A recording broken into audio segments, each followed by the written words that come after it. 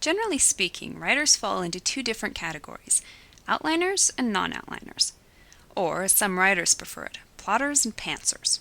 I say categories, but armies might be a better word, since these two camps of the writing world can often be found waging passionate war for their chosen methodology. Perhaps you've encountered or even participated in a conversation like the following exchange. Ollie outliner. I'm lost without my outline.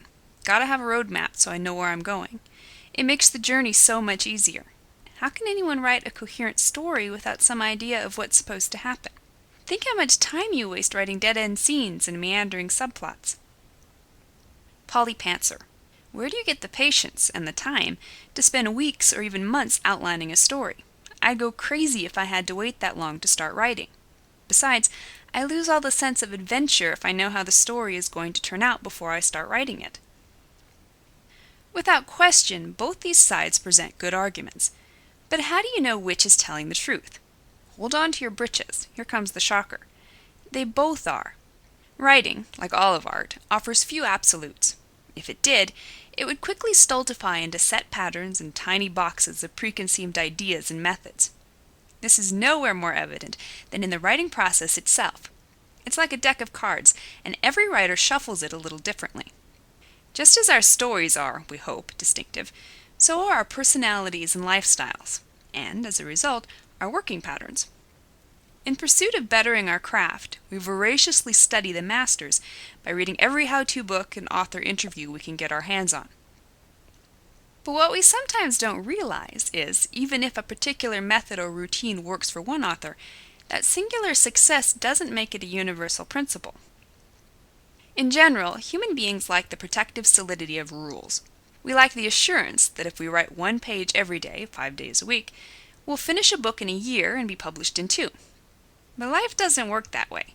Writing a page a day may be the perfect routine for you and allow you to finish that book in a year, but the rigidity of such a schedule might also hold you back from your ultimate productivity.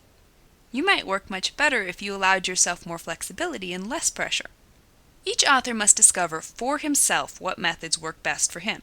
Just because Margaret Atwood does X and Stephen King does Y is no reason to blindly follow suit. Read widely, learn all you can about what works for other authors, and experiment to discover which methods will offer you the best results. My own writing routine is a continually evolving process. What worked for me 5 years ago isn't necessarily what works for me now, and what works for me now isn't necessarily going to work for me in another 5 years. With every story I write, I learn a little bit more about myself and what approaches make me most productive. I'm constantly refining my work habits, always listening to my instincts, and paying attention when I feel I'm forcing myself to observe a stricture that just isn't working. The individual writer is the only expert of his own proficiency. Never feel as if you have to force your writing habits to mirror someone else's, no matter how successful that person may be in his own right. Find what works for you and stick with it. This is particularly true when it comes to the choice between outlining and writing by the seat of your pants. Whether you're an Ollie or a Polly may depend largely on your personality. Simple fact, some people just don't work well with outlines. They find outlines cramp their creativity by preventing the story from evolving as they write, or they discover writing an outline scratches the creative itch to the extent they no longer have any interest in writing the book itself. But for every person who tries outlining and decides it's not for him, someone else dives in and discovers a process that transforms his writing into an efficient and organized writing machine. I'm one of those people. I had always kept brief notes on story ideas and reminders of the direction the plot should go. But not until I began my 6th novel, Behold the Dawn, did I give outlining an honest-to-goodness go. I spent 3 intensive months sketching ideas and organizing scenes. And the result? Not only did I produce the best story I'd written up to that point, I also experienced the easiest, most exhilarating writing journey of my life. That story flowed as no previous story ever had, and I credit its ease almost entirely to the months I spent outlining. After that, you would think I'd have learned my lesson. Do yourself a favor, kiddo. Outline. But no, I still had to learn the hard way. I decided to jump into my next book, Dreamlander, without outlining. I'd spent a year researching a project that hadn't turned out, and I was feeling mentally fatigued and in no mood to do anything but write. The last thing I wanted to do was outline. so I steered myself off-road into the writing wilderness, sans roadmap. The farther I drove, the bumpier the ground became, and the more I began to realize that, before I knew it, I'd be as lost as a moped driver at a Humvee convention. I made it all of 50 pages before admitting the story was going nowhere fast. Despite characters I loved and a premise full of potential, the book was a rambling, wandering, bloated mess. After an appropriate period of pouting and the agonying about my plight as a writer, I finally gave in and started another outline. 2.5 months later, I emerged with a plan of action that organized those problematic first 50 pages and offered me a clearly defined road to my destination of the end.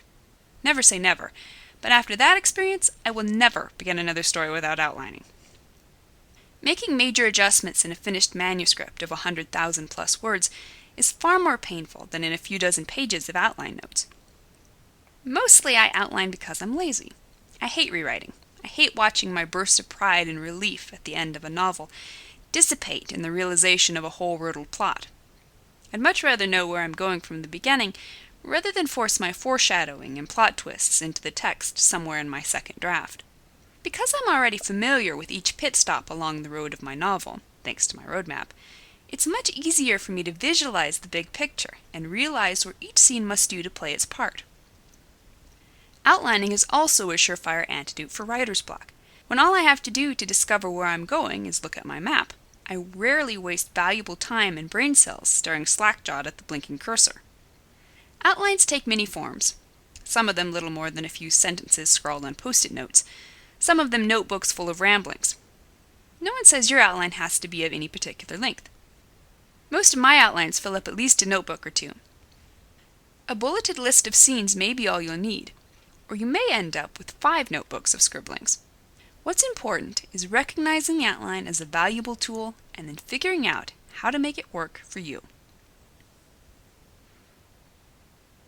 Tune in next week for part 2 of the Outlining Your Novel Map Your Way to Success book trailer, Misconceptions about Outlining.